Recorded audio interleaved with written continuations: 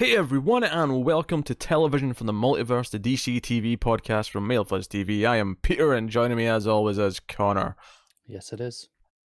We talk about DC TV shows. And apologies, first of all, for no episode last week. Things got very busy. It does mean that this week is a very weird episode because obviously we've got some news because we're at the start of Comic-Con, so there's been a bunch of stuff coming out.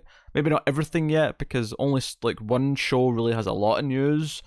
I feel like the others might get more for next week. Yeah, there was a couple of bits on at least one of the other shows, I'm sure. Yeah, but we have 2 episodes of Swamp Thing to talk about, 2 episodes of Krypton to talk about, and 2 episodes of Young Justice to talk about. Thank God it wasn't 6. So if you were looking forward to Gotham as well, we'll be back. I'm sorry, we couldn't do it this week with doubles of everything else. If it makes you feel better, I drunk watch Swamp Thing now, so I mean, get the same experience as you do with Gotham. I'm not sure. I feel like Gotham's a lot more Entertaining. drunk friendly, I guess, as well say. And also, I really could have used you having a better memory of the events of the episodes for this week. I'm not gonna lie. So we'll get to those. We do have some news first though, to talk about, and we'll start with maybe the most interesting one, which is that they've confirmed that Brandon Routh will also play Superman in the Crisis crossover. It's one Superman down, just a handful more to get.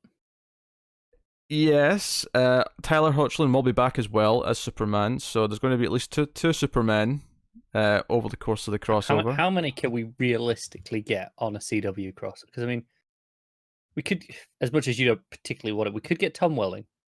Honestly, it's lately. There was stuff like months ago with Amel meeting him in Rosenbaum, so they've... Oh yeah, they were doing the wine thing together, weren't they? Yeah, so I think they're relative. I mean, they don't want to reveal it yet, I'm sure. Do you know what my worry is about this though? My worry is that they're going to spoil absolutely everyone they're getting before it airs. Yeah. No, I get that. Because do you know the worst part about this one is they could have kept this one a secret because Brandon Routh's there anyway. They didn't have to tell us this. Yeah, unless I think the danger is set photos leak a lot, and as soon as you see him in a Superman outfit, I mean, tough shit. So you might as well control the story. I would like to be surprised in this thing. I would too, but I blame the internet for having absolutely no self-control. They need private sets. They need to just have a dome. They can shoot in the dome. No public. Yeah, that'd be good. No stupid camera phones or anything kicking around. So what I'm interested in is if they actually just whip out his suit from Returns and put him in the same suit. I kind of hope so. I mean, if you're doing it, go all the way, right? Well, I say that. I mean, he's probably a bit bigger than he was then, just because he's older. So he might not fit in the exact same suit. But at least, you want it to look like the Return suit, though, don't you? Yeah. We expected we're going to have different versions of characters with different Earths. This is a fun way of doing it. Tom Welling, I think, is relatively likely to end up hopping in. Yeah, and I don't think he's anyone's favorite Superman, but you might as well. Well, to me, that's Brandon Routh. Like Superman Returns is a pretty mediocre to bad movie. It's not a good movie, but not his fault though. Not his fault. But the point here isn't that it's exciting because he's your favorite Superman ever. It's exciting just because it's like, oh, they're actually using the idea that they've had different actors play different roles over the years, and they're going to all make it feel like it's part of the same multiverse, even though it was never that to begin with. What about Dean Cain, given that we had him in Supergirl already anyway? Oddly, I think he's less likely than Tom Welling. Fair enough. Because he's the oldest out of the options that we have. He is the oldest. Absolutely. Because obviously, Reeve passed away quite a while ago. It's part. I mean, if they want a third or a fourth rather, it's an option. Yeah, I wonder if they get Cryer. Shame we can't get 5. Have one for every episode. Oh sure. I wonder if they get Cryer in, if they're going to get Rosenbaum in. Do we get 2 Luthers? Yeah, that's possible. I don't know if there's any other ones they could get. I wonder if they get really wacky with us. I wonder if there's like an animated universe and we get to see like all the, you know, Yeah, that'd be cool. we get to hear Kevin Conroy a little bit or so Yeah, on. like, I mean, who else you can get? From Smallville, you can get like what's his name? Who did Green Arrow? Oh, Justin Hartley. Yeah, yeah. There's a couple you could get just that are still okay. The casual TV actors, you can probably find some space in the schedule for them. Hmm. We've done this list before though, so but I mean they've confirmed Routh as Superman. Obviously still playing Atom too. It's not like regular Ray's disappearing for the crossover. So we'll see that when it appears. So Supergirl casting sort of back and forth here. McCad Brooks is leaving in season 5. So Jimmy Olsen is leaving the show. I'm devastated. Annoyingly, his sister is a series regular for season 5. So what? So that really like. Because we've got to do the shit between her and Alex, even though she's the most dull non-character on the show, which is kind of saying something. It's such a limp love story. Like I can't think of any other word to describe it. There's just nothing. There's no chemistry. There's no spark. There's nothing. Oh dear. Oh man, that hurts a little bit. He's leaving in the first half of season 5, so he's going to be there for a little bit. So maybe dies in Crisis. He could die in Crisis. If that's not too obvious an exit. It depends if they want to leave it open for him to come back, though, right? Because I mean, if they want him to come back at some point, then it goes back to Metropolis for whatever. Yeah, unless we're doing a Crisis, merging of universes, and we get a Ginger Jimmy, just a brand new Jimmy that's ginger. I doubt it. I do as well, but I gotta hope. I doubt it. Honestly, he's been a waste of space on the show for a long time. They've had nothing for him to do. His plots have all felt very shoehorned in. There's been entire chunks of seasons where the writers seem to forget that he was even around, where he'd been missing like 4 or 5 episodes at a time. This is something they should have decided in season 2, not season 5. But here we are. We're here now. Speaking of though, Jeremy Jordan is coming back for a few episodes as Win in season 5. Not enough episodes, no matter how many it is. It's not enough, but happy for this. He'll be in 3 episodes in the second half of the season, so he'll be post-Crisis for 3 episodes. This isn't that surprising, because even before season 4 aired, showrunners were saying, no, we want to give him a bit of a break. We'll bring him back in season 5. Like they said that long ago, so it's not a huge surprise. Just nice to have confirmation. So that's a thing. And then another promotion to regular is Miss Tessmacher. I'm okay with that one. So she's going to be around. Andrea Brooks has been promoted to season regular. She's been kind of fun this past season, and her because she's been around for a while, but obviously she had a lot more to do. Ways. Yeah, she had a lot more to do in season 4. And given the tease at the end of the season and how she's involved in the villainous plot for season 5, it makes sense that she would be around a bit more. So, yeah, that's fine. So we've cut some dead weight, but we swapped him with his sister, and arguably she's worse. At least Jimmy had the Guardian stuff theoretically to fall back on. We did have that one good thing with him as a photographer last season. Oh yeah, he had one good episode in season 4, sure. It's more than the sister whose name I have no idea has had. I want to say Kelly. You could be onto something there. Kelly Olsen, that sounds right. Because I remember I was mistaken it with Jenny at first, and I think it was just Jenny because Jenny's kind of like the girl version of Jimmy. And I thought they can't be that on the nose, so I think it's Kelly. Sound logic. Can't argue with it. So, yes. So, a couple of cast are regulars now, but they were already around before. Wynn's coming back for a few episodes, and Jimmy's leaving. So, a little bit of musical chairs going on with the Supergirl cast. And speaking of Supergirl, this happened earlier in the week, but we do actually have to talk about it. Is we have a new suit in season 5. We have a new Supergirl outfit. We got pants, which people are really excited about. Some people hate the skirt. I actually quite like the red skirt, but I am not against having a change up. I'm disappointed in the suit, in the pants, in the sense that It's just a lot of blue now. No. Like, if, my opinion on this suit is kind of mixed. There's two things I don't like about it. Actually, no, there's kind of three things I don't like about it. So the first thing I don't like about it is what you just said there, is that there's not really much to break it up. It's just the same problem I have with Superman's suit when he's not got the red trunks. Yeah, she has the benefit of the boots going up to like her knees still, but yeah. The other thing that I hate about this suit, and it's the same thing I hate about the Superman suit on Supergirl, and also a lot of Lois and Clark, is the stupid cape is now attached to her shoulders with these like, clips or clasps things, right? The cape looks infinitely better when it's tucked under the collar. It always does. It always has done. I hate this cape attachment thing. There must be a practical reason that they prefer to do this costuming, right? Because it just objectively looks worse. It does. It's always looked worse. I hate it. And Supergirl's had the good version of the cape for 4 seasons, so I'm not accepting any practical reason for this, because you struggled through it for 4 seasons without much of a problem. So I'm not having it. I was saying maybe there has been more problems behind the scenes than we've been aware of. I don't care. They got through 4 seasons.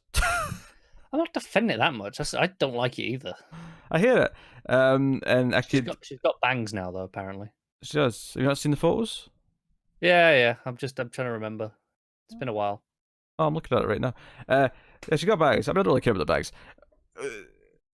I feel like because the suit feels darker because it's more blue, it really could use the bright yellow behind the S, which admittedly wasn't there before. Like, obviously that's not a new thing. No, but it feels more missing now, doesn't it? Now that it's blue all the way down instead of stopping at at the gold belt. The other thing I'm not super keen on it, but this is a fairly minor complaint, but I always liked the material in the suit before, and I feel like it's changed a little bit and feels a bit more CW now. It does. I'm not sure if this is just a set photo effect, though. Well, I'll reserve judgment on that specifically, I think, until I see. It looks, I mean, it might not be. It might just be the lighting in this photograph scenario, but it looks a bit more like the material that's like on the Flash suit now. Yeah, it's not more rubbery, is maybe the word. Yeah, and it's not leathery, is it? It's. I mean, this was always going to be hard for me to swallow, because I actually think the Supergirl costume was the best one out of all of them on TV before. Yeah. And I thought it was basically perfect. So, I don't mind them adding the pants. I do think that there's a few other little things that have changed around it that there's just a lot of little things adding up that I'm not super in love with. Will it be a big deal once we're actually, doing stuff? Probably not, but but you're always going to notice it, aren't you? Yeah, I'm not super because they've got these lines on the shoulder I don't like that much as well. It's like it's just like a bit of trim going down the shoulders, but it gives it this effect of like the sleeves. Does it remind you of armor lines? Yes, it's like the sleeves are coming out from under like a shoulder pad almost kind of effect. And yeah. I'm not particularly fond of that either. And I get that I'm nitpicking to hell here, but it's a superhero outfit. That's what we do. That is kind of the point, right? But yeah, so yeah. I mean, it looks fine. I mean, if this was our original outfit, I'd be like, yeah, it's reasonably solid. There's some things I don't like about it. Because we had what I thought was the perfect outfit for 4 seasons, though. It feels like a step down. Yes. So yeah. They could have done some other things, but hey ho. All right. Next up, just a little bit on Legends. Premiere coming mid-season. I don't know if you heard this, but episode 1 back is going to be a mockumentary. The episode's actually going to be directed by Katie Lotz, her debut, I believe, as a director.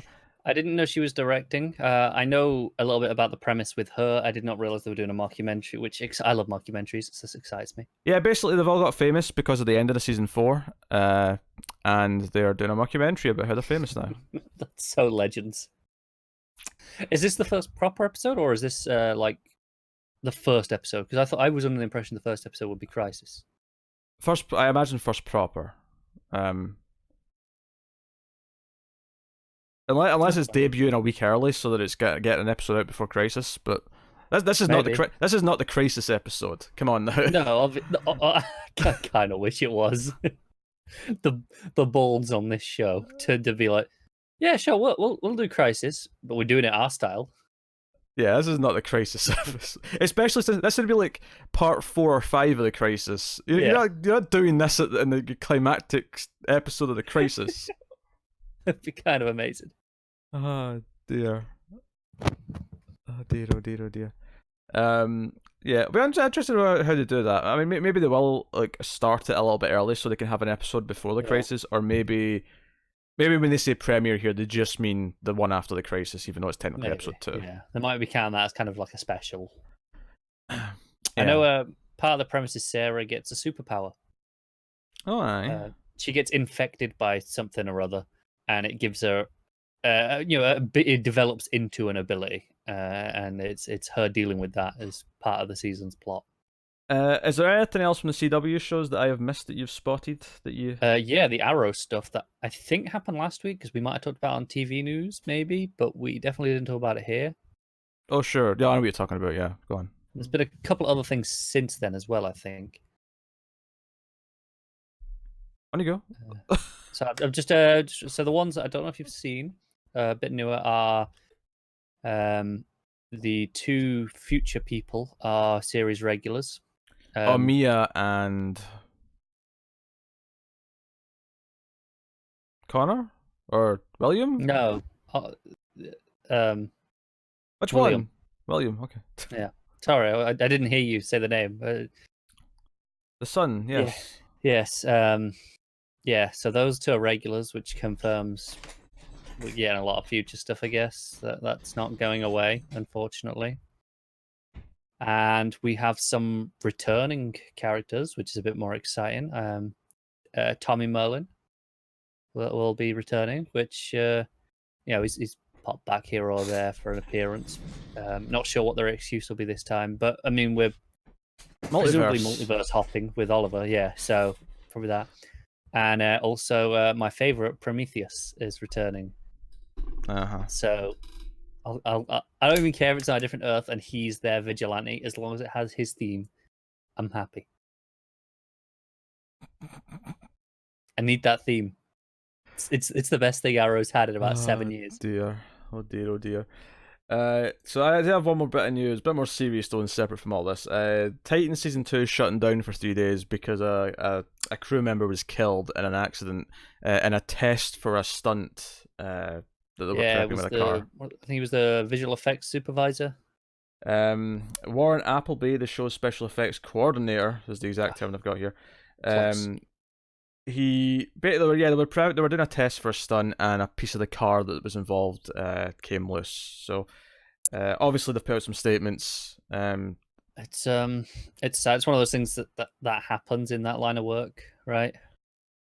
Yeah. No matter how much you try and make it safe, every so often an accident is going to occur. Well, I mean, that's the thing. This wasn't even a stunt person. This was someone who was just around for it because it was also involving effects.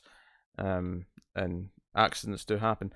So it's really sad. It's unfortunate. They're shutting down for about 3 days before they go back to work. I do have a question on this actually. I wonder, like, when this happens with a stunt, right, and like an accident happens, do they change what the stunt is, or because I have to almost wonder if it's like awkward to say, oh, let's get back to doing the stunt we were trying to do before. Honestly, I think it depends on whether the stunt itself had any impact on the accident. Like here, it was a piece of the car coming loose. It wasn't the stunt itself that was, there wasn't anything wrong with the stunt. It wasn't unsafe. It was just something that could have happened in any. Oh yeah, no, I get the cold hard logic of it, but I'm just saying on set, like, it's okay. All right, now we're going to do the stunt that technically killed someone.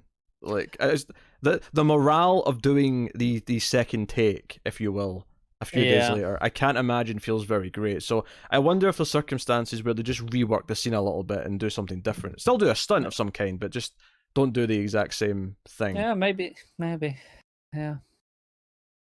Because just not a great atmosphere on set for a while. No, it wouldn't be. I imagine. So sorry to hear that about Warren Appleby. So that is the news, though. So we can get on to the shows, and I will try and remember what happened in Swamp Thing. Episodes 6 and 7 The Price You Pay is episode 6, and Brilliant Disguise is episode 7. Now, I think it says a lot about how, at this point, how much out of the show I am, that after watching both of these episodes yesterday, I had to skim through them both before we came on to record this. And even now, I'm still doubting myself as to what happened in each. I think I distinctly remember the final episode of 6 because I hated it. The final scene of 6, you mean? Yes, sorry, I say episode. Yeah, the final moment. Yes, the final moment being Swamp Thing, through some green illusionary, turns into Alec Holland. And because if you know, wind your clock back 2 months and recall our first episode, this actor was possibly my least favorite part of the show at that point. I mean, right now, not anymore. No, not anymore. But it was just like, and I remember saying, "Oh, they'll find some way to have him back, and we'll have him in a conversation with Abby at some point." And you're like, "Oh, maybe, I don't know." And then they did this, and I was like, "Oh, balls! They're doing a whole episode of this shit."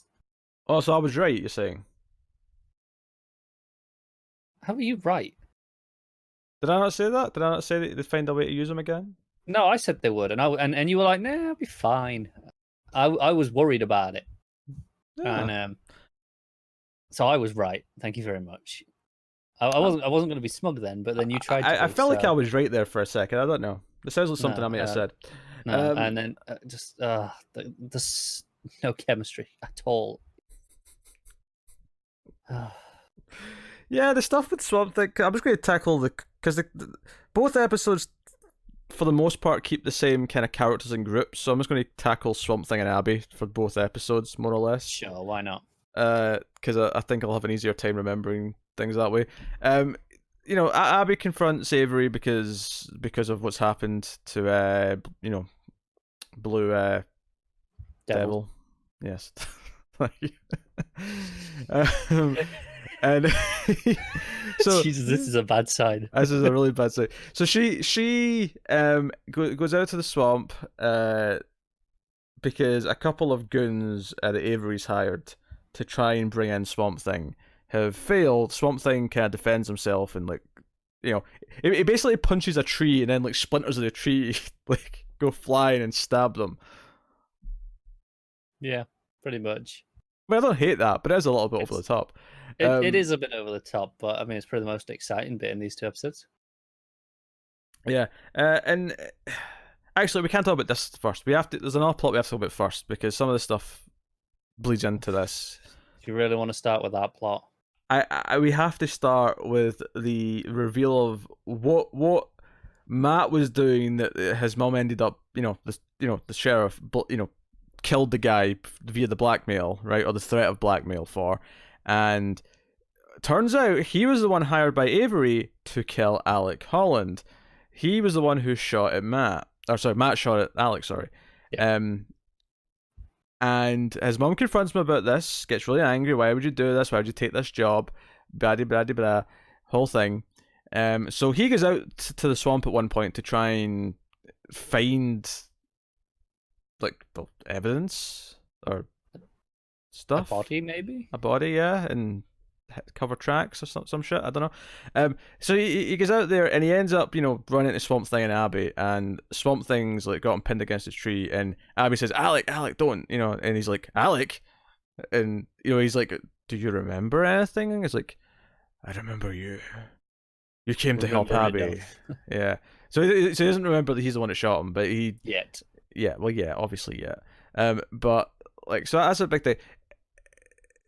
And for the most part, like, this side of the this episode, this first episode out of the 2 with this plot, it's mainly that.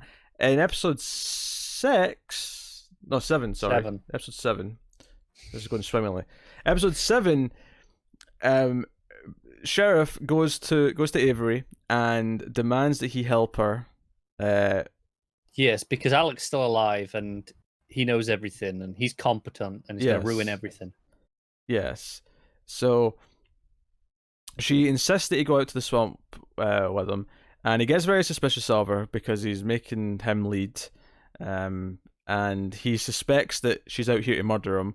And I actually, do you know what? I would give Avery or the show a little bit of a, I don't want to say a pass here, but I actually, when he said that, when he got power and thought she was going to kill him, I actually went, that seems like a leap.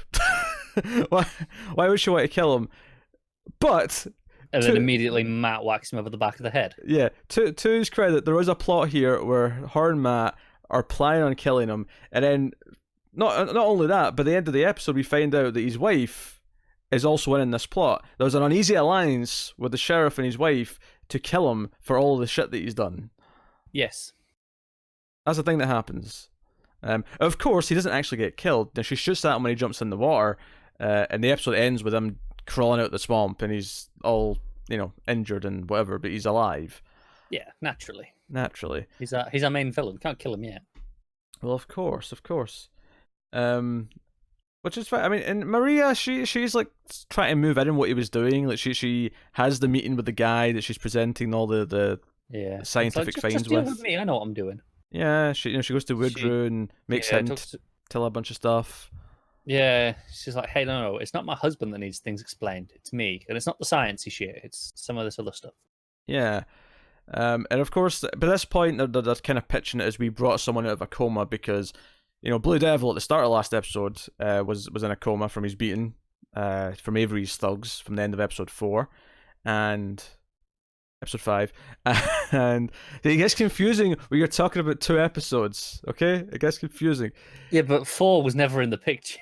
No, it wasn't. Look, I can't remember if it was 5 and 6 we just did, or 6 and 7. The upside to this being 6 and 7 is that there's only 3 episodes left. Praise be. Yep. Praise be. God, I thank the production gods that this isn't 13 now. Yes. I am pleased with that change now that I've actually watched the show. Whoever made that paperwork error. Yeah, I don't. This show is really bad, and so much of it is bullshit character drama. Everything with Matt and his mom and Avery and this like weird plot, this plot to kill him. All of this is just soap opera bullshit. Yep, it's kind of terrible. I don't like any of it. The whole thing was tedious. And it takes up a lot of the episode, especially episode 7. Like, a lot of that episode is this plot. Because the other plot in this episode, of course, is human Alec Holland talking to Abby in magical, colourful swampland. Magical, colourful swampland, but showing her where the rot is. So we're actually dealing with the rot a little bit in the show. Yeah, and outright calling it the rot at least. Yeah. So this rot is responsible for all the different diseases and bad things that have been happening, and it's just spreading and so on and so on. And she ends up getting attacked by it, and she gets infected, and he has to like try and save her.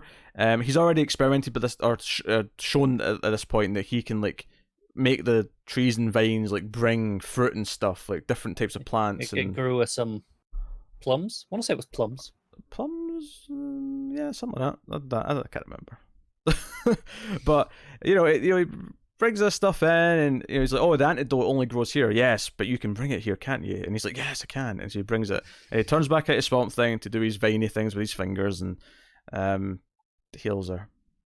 Yeah, that was what happened. That's pretty much it. Yep. I honestly, like, even the things that should be exciting now, which is the rot and the green and the stuff that mythology wise that I really enjoy. It's too late, isn't it? It's too late to care. It's too late. At this point, I'm out in so many characters. That I can't. I can't get invested in anything because they're so bland. Yeah, I'm with you. We've got a thing with was it Blue Devil and Phantom Stranger? The acting. Oh yeah, the flashback. Yeah. Again, still a terrible Phantom Stranger design because. Actually, on the previously on, I saw the clip of when he said that. He never said Phantom Stranger in the episode he was introduced. He just said he's some kind of stranger. So I'm not even going to feel bad for not getting it. Okay, fine. He's an overweight dude with a beard on a boat, and he says he's a stranger. My mind is not. I think there is a line later where someone calls him someone uses the word phantom in reference. It may not have shown that on the previously on. But I'm sure there was a a line to that effect, because how could they not? Yeah. What else happened in these episodes? Something must have Well, happened. Blue Devil got up at one point because Woodrow, Cured him. cured him, gave him some Kind of. experimental Swamp Thing based cure. And then he's heating up and getting kind of toxic or whatever, and he comes demanding to see Woodrow. But Avery, this is episode 6, not 7. Avery shows up with his shotgun and helps deflate the situation, essentially. And there's a whole subplot as well with Woodrow's wife and her Alzheimer's getting worse. Yeah. Which is fine, I guess. I think it's supposed to make us feel a bit more sympathetic towards Woodrow, so that when he loses her and he goes off the deep end a bit more, we're supposed to be like, well, we see why. Yeah. But I mean, just losing someone to Alzheimer's, yeah, it's shitty. Not an excuse to be a supervillain, though, is it? Well, nothing's an excuse to be a supervillain. That's kind of the point. Yeah, I feel like try a bit harder. That's such a weird complaint to me.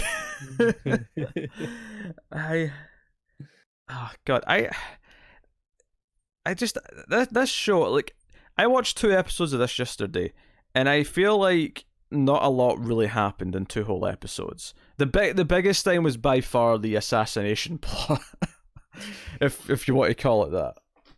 Yeah, which I don't really want to, because that I feel is making it more grandiose than it actually is.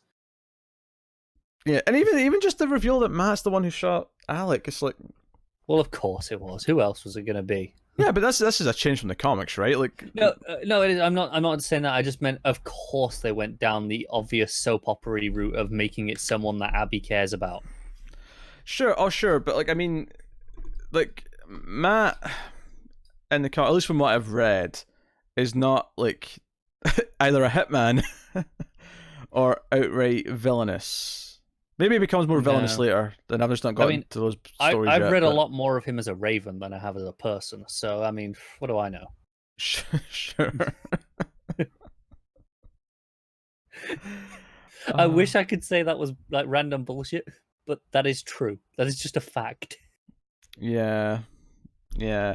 Liz didn't have much in the episode. She tells Abby about what happened before. She has a scene with Matt when he's feeling down in the dumps, complaining that Avery was threatening her dad, I think. Yeah, I mean that was pretty much it.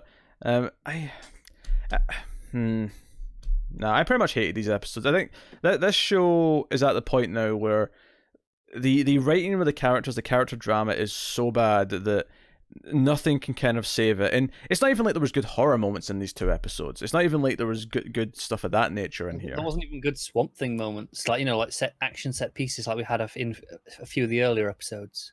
Yeah, the closest was probably that opening scene to 6 when which was fine. I mean, it wasn't bad, that scene. Yeah. Wasn't exciting as some of the other ones we've had though, by any means. Yeah. Because I remember that early on in Alec. Alan Moore's run. I said Alec. I'm like, it's not Alec. Hold on. I didn't know what you were trying to say. Sorry, because obviously I've got his name in my head because of Swamp Thing. But no, start Alan Moore's run. There's a great issue where he's captured. It's like literally the end of his first issue or the second issue that he wrote. So I got excited. I was like, are we going down this path already? Is Avery going to capture him? And then Woodrow's going to do his Floronic Man thing, or experiments and stuff. Yeah, like, are we going down that path? And I mean, it just doesn't happen. I guess they didn't send enough. They need more men. They need more people to come. But I guess Alan Moore retiring, just he can put all his power into wizardry now. That's where all his time's going. So he's just like, you know what? Screw this Swamp Thing adaptation, and he's through to magical time travel shit, making it worse as the season goes on. That was spite, because I feel like that's something Alan Moore would do. Sure. Okay. Yeah. I mean, if you are enjoying the show and you're upset it's done after 10 episodes, I sympathize, but we've been there. Yeah, this is just one of these really frustrating shows to me where if we weren't doing this podcast, I would have dropped this show already. Long time ago. It would be done. If I got in maybe 3 episodes out of me before I dropped it. I mean, it's just like I questioned before we started this, like, do we have to cover the last 3? And you were like, oh, there's only 3 left. And I mean, it's true. Mm-hmm. But man, really, that's how unenthusiastic I am about watching the rest of this. I mean, we'll do it if Pete says we're doing it, but I mean, Yep, we are. So, brace I'm yourself. not doing it. I'm not doing it sober. Mm. Oh, I definitely don't want to have to do 2 back to back again. No, Jesus Christ. Oh no, that was tedious. Well, we'll move on then to Krypton, season 2, episodes 5 and 6. A Better Yesterday and In Zod We Trust are the name of the episodes. And even though I enjoyed this show more, still a bit of a problem doing 2 episodes back to back like this. There's a reason why we don't typically do this with any shows, is because it does make it very difficult to separate them. Especially in today's world of more serialized shows. Yeah. In a traditional Freak of the Week, I think it would be a lot easier. Nah, that's true. I mean, this one does have the big thing that happens at the end of 5, which kind of helps as a breaking point. That does help, yeah. Which I guess is the thing we really have to talk about, is that Lyta seemingly is dead, which raises some questions. I think at the end of 5, I went, nah, that was some sort of trick. Yeah, it's not real, yeah. All of 6 plays into it being real. Yeah, there's a corpse lying there with like all the good people still walking around her, so... Yeah. So I think as of right now, I'm taking it at face value. I mean, ultimately, the show kind of has to end in a place where it feels like we can get to like traditional, like in the future there will be Superman, there will be End of Krypton, blah blah blah, right? Yeah. I don't think there's any interest, at least for me, of like them tangenting so much that they've just created a whole new reality where nothing ever happens. Like, well, no, because I think that the whole point of Adam coming back is no. Hey, the future, right? Yeah, exactly. So of course, everything has to be in the aim of getting to that eventually. Yeah, this is the thing though. Like, Lyta hasn't had Zod yet, hasn't had Drew Zod yet, and Drew Zod exists. That said, I am questioning whether they do give birth in the traditional way, because we know that this uses a codex system like we did in Man of Steel. I hate to bring that up, but that's the obvious comparison is, use a codex. And yes, but you could have also said John Byrne's Man of Steel from the comics. I could have, but I feel like less people will be familiar with that. Yeah, but just stubbornly do it anyway, because screw that movie. Yeah, okay, fine. But, the idea of, okay, it's not natural birth, the genetic information's all stored there. Hers is on there, for sure. Okay. So...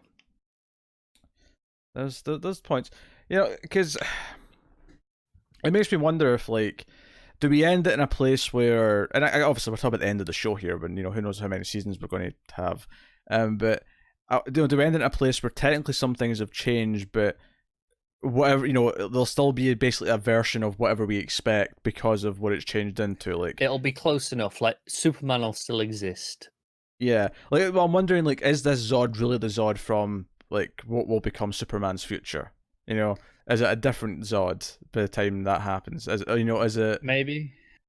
I don't know. I said this Zod time traveled back and has already had all this experience with Superman, so. Yeah, I mean, my thing that always neatly fixes this time travel stuff is when everything that happens was always going to happen, and even though it feels like they've changed things just now, this was always going to be part of the plan until it gets to its natural end point. No, in a lot of things I would agree. I think this show's rules for its time travel have not, as of yet, kind of been playing to that at all. Well, they never actually are until the very end, like, necessarily. Yeah, well, I mean... Not everything is dark, where it's like constantly reinforcing it the whole time. No, true. Like, yeah, because even when we just had Terminator on the Ace, we just recorded that like recently, and even that's a movie where you get to the end and go, well, everything always had to happen because of where the movie goes and the time travel, but it's not something that you necessarily think about until you get to the last chunk of it. Yeah, sure. So. Yeah, so it's weird. I'm still kind of expecting some sort of weird swerve where somehow she's not dead or somehow comes back. Like, that's still in the back of my head. Yeah, more time travel. More time travel, maybe, yeah. Whatever shenanigans we get. Um, because she was reconditioned, is there like her memory or mind copied from the reconditioning somewhere? Can they kind of clone a body and kind Yeah, of like reimplant it? Yeah, maybe. I don't know. I don't know. It is weird though. The first episode here, episode 5 of the two, um, Seg comes to see Zod and confront him about the reconditioning. They have a bit of just a standoff for a lot of the episode. Obviously, during this, there's a plot where at first, the Sagittarians have the control up in Krypton, but then Jack Sewer uses her weird laser eye thing and kidnaps Leita, and then uses her as a hostage. Her laser eye thing was a bit weird to me, not so much what it could do in the scene. It was weird to me how, and this wasn't even a budget thing, because if it was just a budget thing, I'd forgive it. But in writing, they had to have. No one had any idea that it could do this. No, that. That Leita sets up this meeting with Jack Sewer to negotiate like peace on Wegthor or whatever, right? And she brings like 3 troops with her, right? Why? Why only 3? Because the writing needs it to be a small number so that Jack Sewer can take them all out with a laser eye thing. If she brought like a whole squad with her, like, yeah, sign of good faith. Pretty common in negotiations like this. You take a personal guard. I guess I felt it. It felt a bit like, okay, this was just so she could win this easily. That'd be maybe, yeah. But yeah, so she holds a hostage. She's going to kill her if Zod doesn't, remove all forces or whatever from Megthor. But of course he tricks her because it's Kim that realizes later from that flashback scene before we were going to blow this tunnel that there's people in there, but the twist is that Zod actually sent down civilians dressed as soldiers, and the actual troops are lying in wait, hiding in this secret cave area.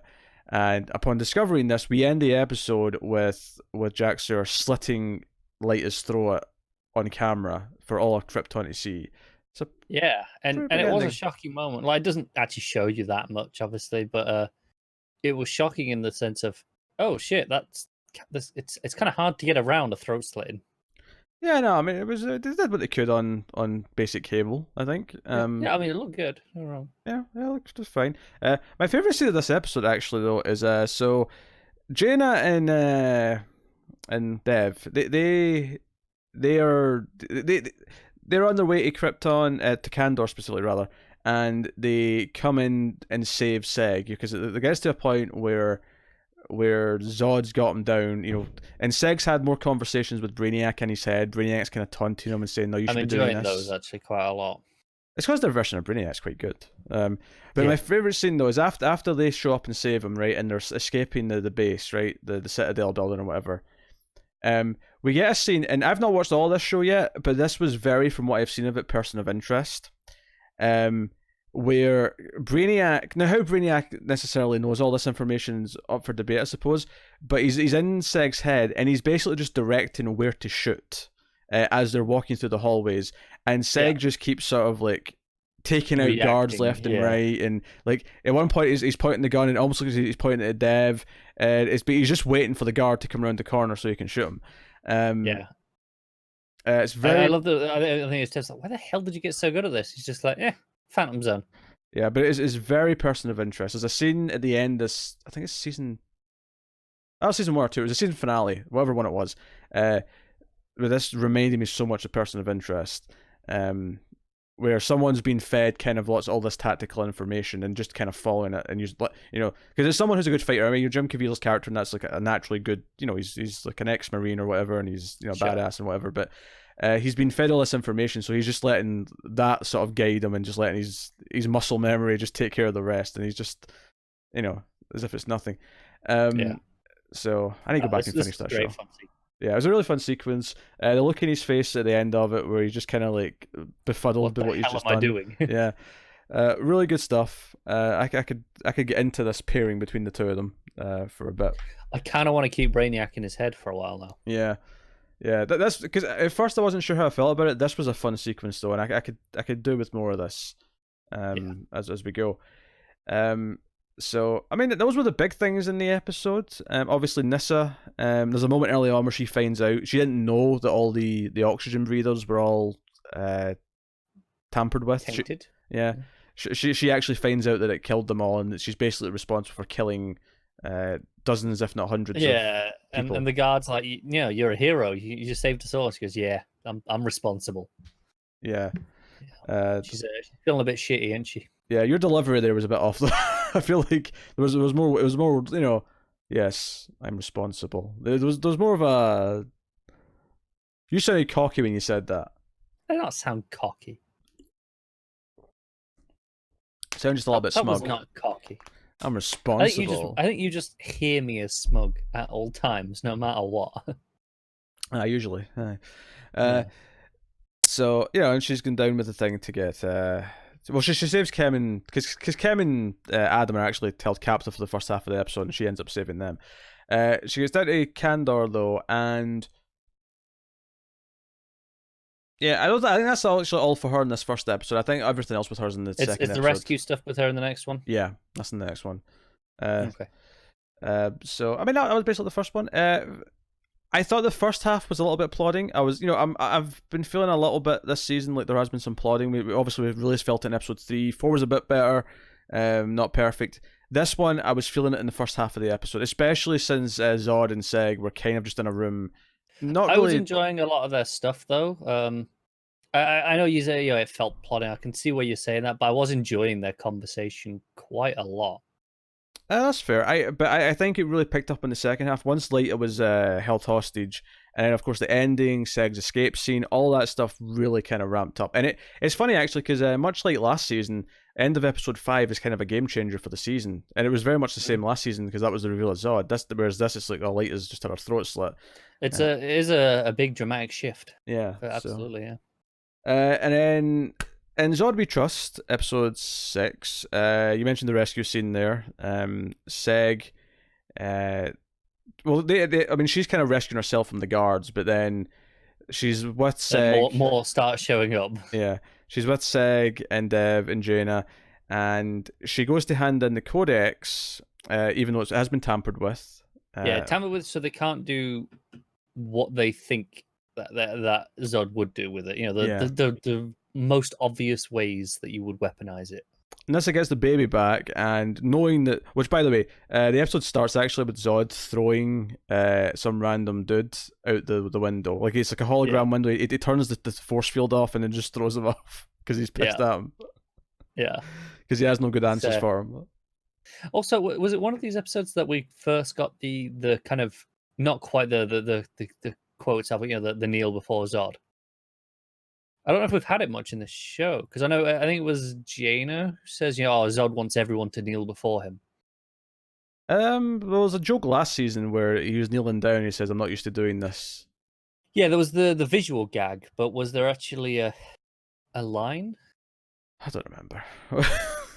No. I don't remember one before this, so it stood out.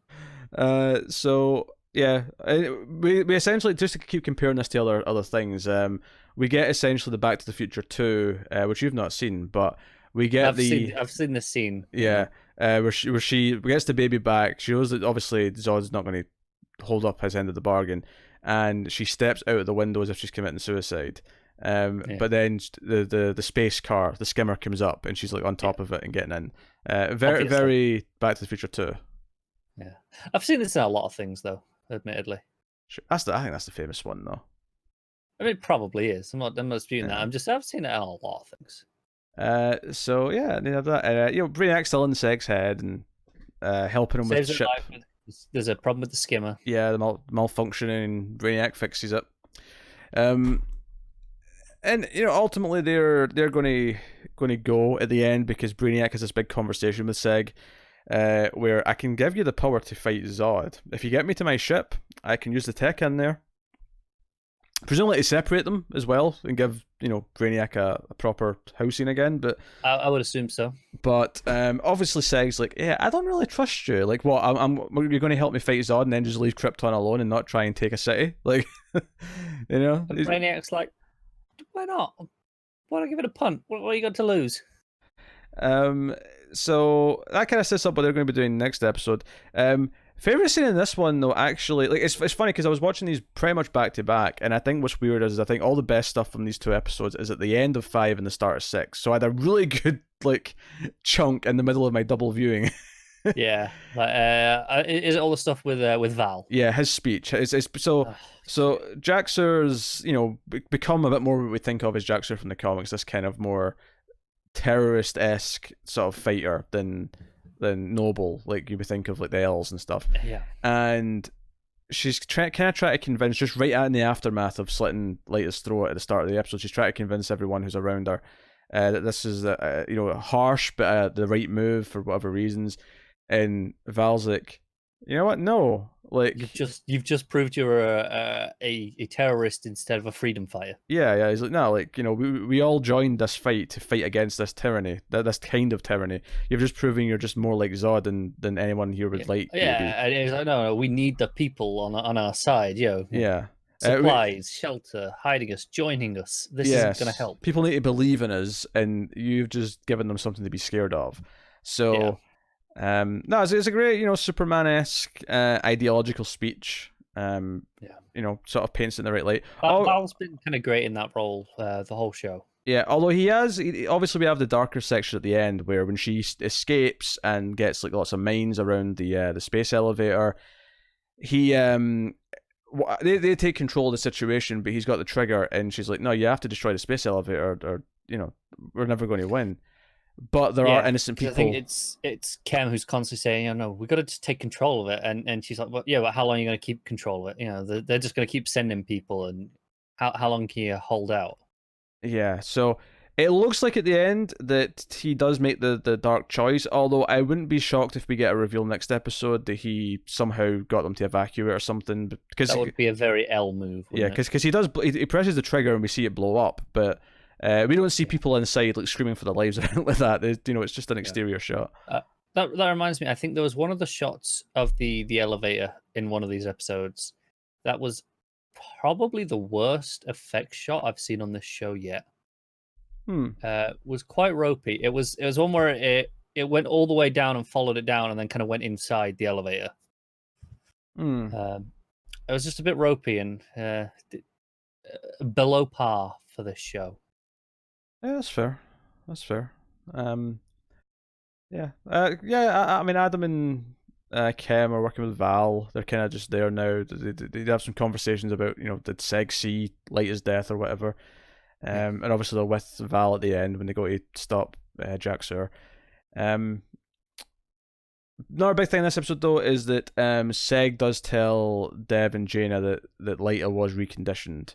And Dev kind of gets really guilty because he's like, now that you've told me that, I can actually tell you exactly when it happened. Because he was like, I was with her, and there came a point where he thought that she'd just kind of given into the charisma that was Zod. So he can pinpoint it, and he's pissed at himself. They're all guilty. I think that's what makes the death effective if it is real, is that every single character in this side of the plot, Nissa's guilty because of her part in all the espionage, Seg's guilty, Dev's guilty, Jaina's guilty as a mother. Like, they're all guilty because they couldn't help her, they couldn't save her. Seg's probably the least guilty, admittedly, because he was off with Zod at the time, trying to stop it, doing his way. Sure. And he was in the Phantom Zone for a lot of the time. He's only just got back. Yeah, so they're all feeling like shit, and I mean that's one of the other things I would note down is that like Jaina is just broken at the end. Like her and Dev are kind of like united, and like we're going to go wherever together, and so yeah, I don't know where we're going with that, but it's a fairly solid pair of episodes. I think Krypton does suffer at times from a little bit of excessive just like one-on-one dialogue scenes that don't really need to be there. That's fair. Another great tease, the end of episode 6, though. Oh yeah, well that's the other thing. The Codex was the reason why Zod wanted it is because his scientists are developing this ridiculously big cannon weapon. And they were like, Val kind of stopped us doing anything obvious, but the implication being they're not using it for whatever they would have expected it to be used for. So they can kind of circumvent the problem. Yeah, the scientists keep saying though it's kind of like we need to test it. Like it's not ideal situation because of the condition it's in. They think they can get it around it, but it's not certain. But it's a reasonable effort. But yeah, he goes off into the wilderness because they've got reports where Doomsday is, and we end with him facing down Doomsday. If I was to make a guess here, I feel like this weapon is somehow going to just subdue Doomsday long enough to send it to Egthor, so that Doomsday is rampaging around up there. Possibly. I was thinking maybe it takes the genetic information, kind of feeds it to Doomsday as targets. Okay. Can somehow use it to make Doomsday target the genetic information that it's kind of shot at it somehow. Is this why in present day Death of Superman storyline it's after Kal, because it's just after the lineage of El the whole time? That would work nicely, admittedly. You know, he's sending it after Val and Seg, but that's why when Doomsday surfaces in 1990 something, it's because That said, that would kind of screw over Zod himself, given that he is half El. That's a good point. Well, that's only a problem in this show because of that twist, though. Yeah, great twist though. Okay, Dev and Jane are going to fall in love. They're going to have the real Zod. This Zod is going to die because he accidentally sets Doomsday on himself. And then, wait, are you trying to tell me that Colin Salmon is not the real Zod? Because I'm not sure I'm willing to accept that. he'll still play the real Zod. He'll play both, but why not? But this Zod isn't technically the Zod that will go to the future. If that makes sense. Okay. We've changed it. We've changed the time loop, right? Things have changed a little bit, so it's going to be a slightly different Zod. I feel like you're stretching things a tad here, but we'll go with it for now because why not? Maybe it has to be a pure L though. Maybe. Oh, that doesn't make sense. I mean, like he's no less pure L than Seg is compared to Val. So I mean. Yeah, I was just gonna say, what difference is it? It's only ever through one apparent. Yeah. Unless you're growing up in Wales. I was trying to pick. Sure, why not? I was trying to pick where to make fun of, and I was going to pick a US city, and I thought, you know what? I don't know which ones are particularly joked about for inbreeding, so I'm just going to go with the safe bet. Wales is a safe option. We'll go with the safe option. So yeah. Oh, was there anything I've missed that you want to talk about in Krypton? I don't think so. I think I'm really enjoying the Brainiac in his head. So I hope it's not over already. Like even in the dialogue scenes, when he was talking with Zod and Brainiac's just kind of there going, you might want to say something. This is looking a bit sketchy. Yeah. Him being kind of really smug and cocky and kind of sarcastic is kind of fun. Yeah, no, I'm enjoying their interaction.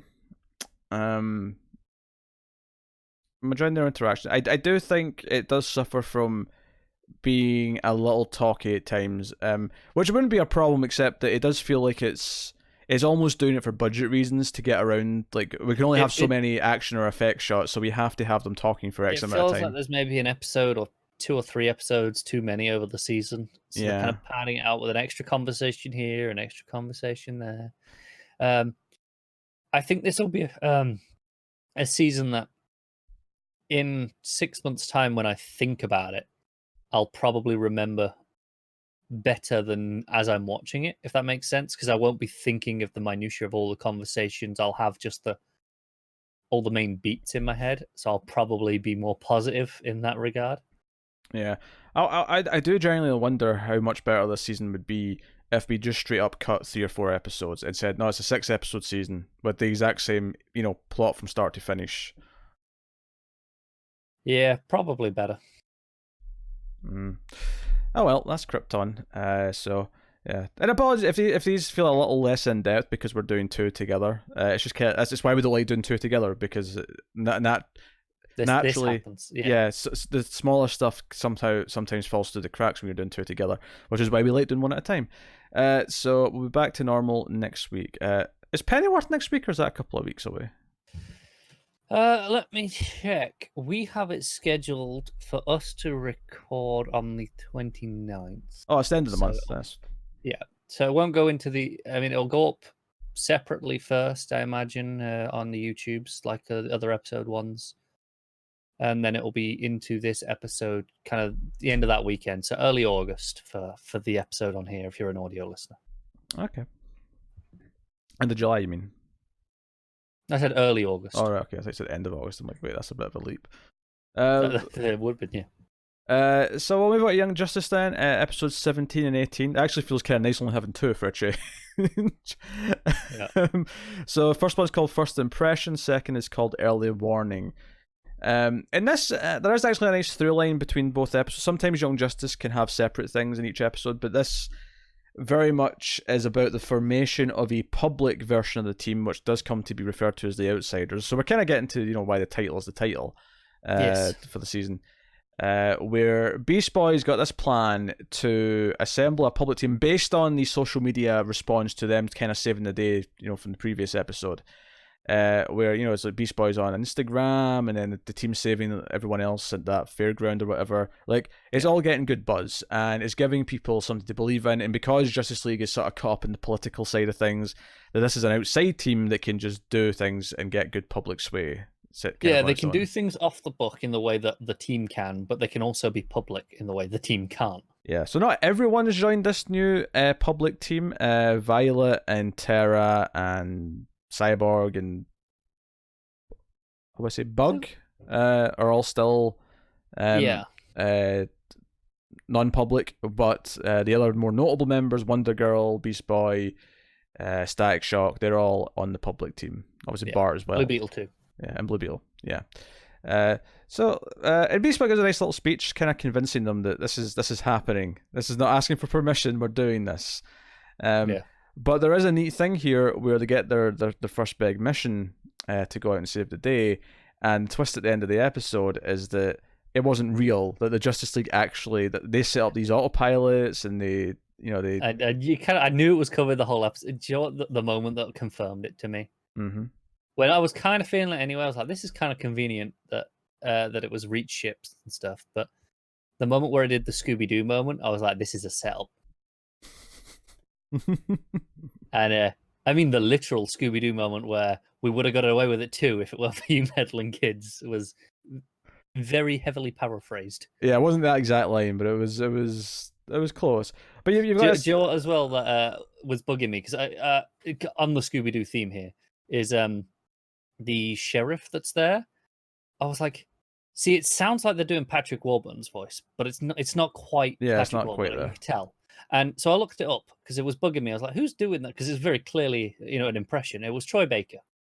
Right, okay. And then I saw on the character wiki, this is actually another Scooby-Doo reference where the character design is almost identical to a sheriff in one of the Scooby-Doo series, voiced by Patrick Warburton. Well, would you look at that? Yeah. All this stuff was fun. The sheriff's kind of likes these kids for helping, but the mayor's like, nah, you meddling kids. Like, nah, no Justice League here, no teams. Like, I'll call in the Air Force. And of course, these two planes, which I assume are just drones because, Justice League don't get people killed.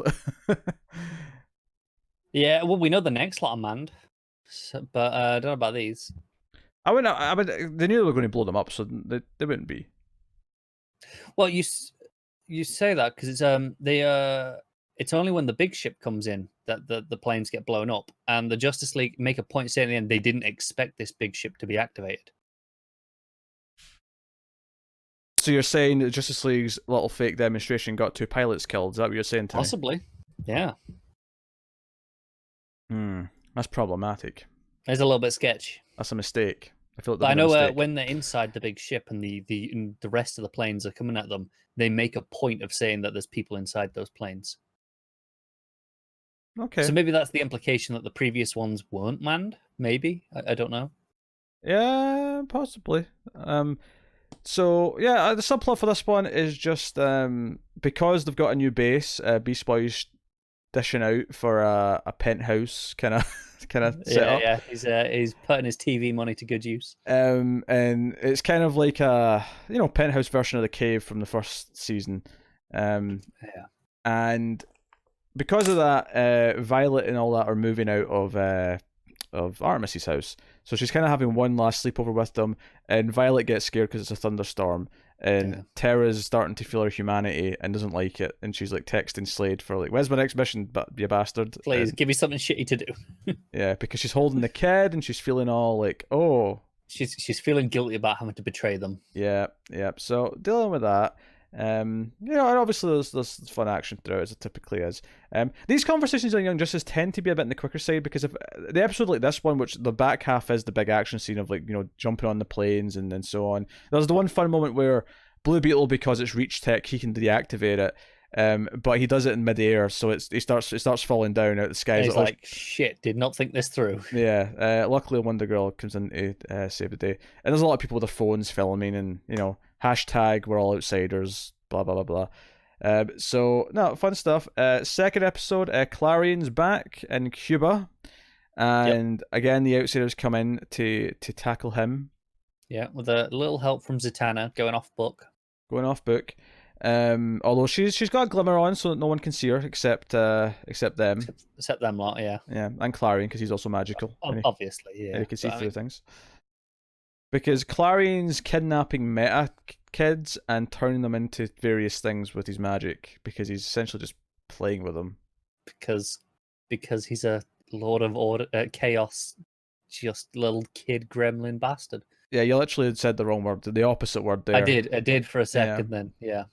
So yeah, and Geoforces get a perimeter with the lava, and he's like using these things, and they're not happy. There's the one meta who can only breathe in water, who we kind of set up has to get sort of special needs kind of thing. But yeah, I mean that again, a lot of action in this episode. A lot of the runtime is them fighting the various monsters in the warehouse, holding off the Cuban army. Yeah, which makes for less conversation, but very enjoyable to watch because the action in this show is kind of fantastic. A lot of inventive stuff. It's never just the same, you know, standard fight over and over because they're typically always changing up the team. There's a lot of playing off each other of who's in the fight. Typically, really good dynamics in what they're doing. Yeah, and Jace has some worrying news for Violet, who she says is technically dying because her cells aren't working the way they're supposed to. In this kind of sense, her on kind of like near death crisis like thing where she's with Harper because they established that they're still going to the same high school in Happy Harbor and they're boom tubing over there, but they have to get up because they're in on the West Coast now.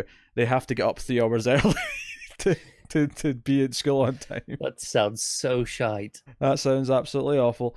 And she's with Harper, and Harper's got a gun, and they're shooting bottles, and she's letting off steam, but the sheriff picks them up, so Megan has to come and... After Harper kisses her, it's like, hey, you know, why not? Well, she says she's got a boyfriend, and Harper's like, so do I. Yeah, but Harper's attitude is very much, why not? Yeah, obviously Violet's a little bit more hesitant, rightly, because even Geoforce at one point comments that she's not replying to his texts. Yeah. So McGann has to come and get them, and Violet's not really willing to open up and talk about it. Not yet. This kind of thing. No, I'll be honest. I've never felt more of an ominous threat from Jace in this show in particular as to when she volunteered to stay and you know be the den mother. Yes. Because I mean she's no Black Canary who was you know the den mother for the cave. Yeah, we'll see how that goes. Yeah, but we've got this whole new setup now. We got the new team kind of in the new digs, and they've had a couple of missions now, and they've went fairly swimmingly. You know, yeah. Also, I wanted to say the credits of this cracked me up. This episode, because most of the episodes are, you know, it's the music playing over Wolf. We talked about it was very, you know, Twin Peaksy. Mm-hmm. This one has, because obviously Zatanna teleports Clarion away. She borrows some order magic and brings him to the Tower of Fate, and it's just Clarion, you know, trying to teleport out. Every time he does, he's just in a different room in the Tower of Fate. And the end credits is just, you know, this go over. You just hear him, you know, the click of the fingers, the pop, and then the cat going, you know, meow, and then go, damn it. All right, try it again. That's the entire end credit. And then there's a bit where you think it's stopped. And you go, okay. And then it goes, you know, maybe 10, 15 seconds. And there's one last one. That got me good. So there you go. That is Young Justice for the past 2 weeks, I suppose. Yes. It still feels like a lighter conversation though, given that we're used to doing 3 of them. Yeah. I mean, I hate missing a week and having to double up like this because it does make the longer shows kind of a pain to get through, especially when it's one you don't like Swamp Thing. Back to normal next week, which means we should hopefully finally have Gotham and Smallville back for off-season content. That is the plan. So we'll see how that shapes up. If not, apologies now because I don't want to make promises. But I said this when you because you promised on the last episode. I went, every time you do this, it goes badly. Yeah, that was Connor's fault for the record. Not entirely. Well, I don't know. It was over a week ago. It might have been my fault. It was. That was your fault for sure. So yeah, but that is the episode of Television for the Multiverse. You can of course let us know what you thought of any of the shows we talked about. I suppose we're supposed to pick a favorite of the week, I guess. I mean, probably the first Young Justice is if I'm picking. Yeah, I'd probably agree with that. I liked all the interactions with the townsfolk. I liked them taking the handcuffs off and getting back out of the fight.